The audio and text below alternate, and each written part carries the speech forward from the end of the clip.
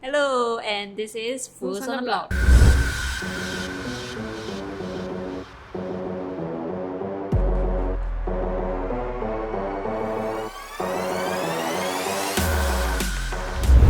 In the crypto space, DBS Bank is applying decentralized finance to trade foreign exchange and state securities, and this is currently backed by the Singapore Central Bank.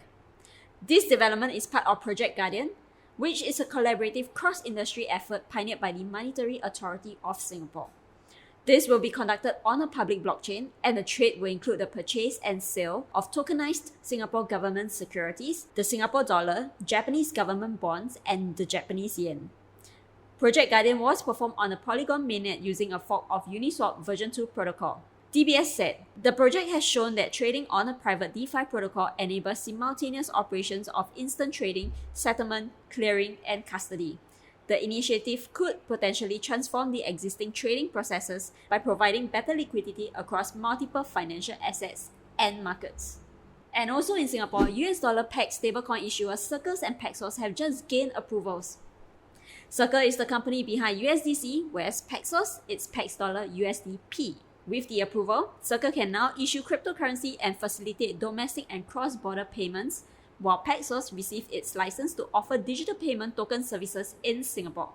Then we have updates on Celsius. If you remember, Celsius had filed for Chapter 11 bankruptcy back in July, citing a crash in crypto values and poor asset deployment decisions, and the case has been proceeding through the court system since. The latest update that we heard, the judge has just ordered a probe to investigate if Celsius acted like a Ponzi scheme. The judge had approved the appointment of an independent examiner to look into the aspect of Celsius businesses following calls for greater transparency in its operations. Apparently, this is not the first time the lender has been accused of operating like a Ponzi scheme, with KeyFi having alleged that Celsius acts like one when it sued Celsius back in July. Let's hope they can really clear out this mess. In the Metaverse, Zuckerberg seems to be spending like a drunken sailor on Metaverse. After its recent slide in its Meta shares, shareholders and investors have lined up and vent their anger at the social media company as they don't trust Zuckerberg. Meta investor Brad Gerstner complained in an open letter to Zuckerberg that total employees have soared from 25,000 to 85,000 in the past 4 years. That even excluding its Metaverse investment, Meta's capital expenditures exceeded those of Apple, Tesla, Twitter, Snap, and Uber combined. That the company was making a super science and terrifying bet on an unproven technology that may take a decade to show results, and that Metaverse spending should be kept at only $5 billion a year. But Zuckerberg is still pushing aggressively on the Metaverse and doesn't seem likely to deviate from the current course. He said, and I quote, "I appreciate the patience, and I think that those who are patient and invest with us will end up being rewarded." So, are you hopeful for the future of the Metaverse for Meta? Not as of now. I still think we are still in a very early stage, and there are so many companies out there building on Metaverse. So we'll see if Meta can really make it in the Metaverse.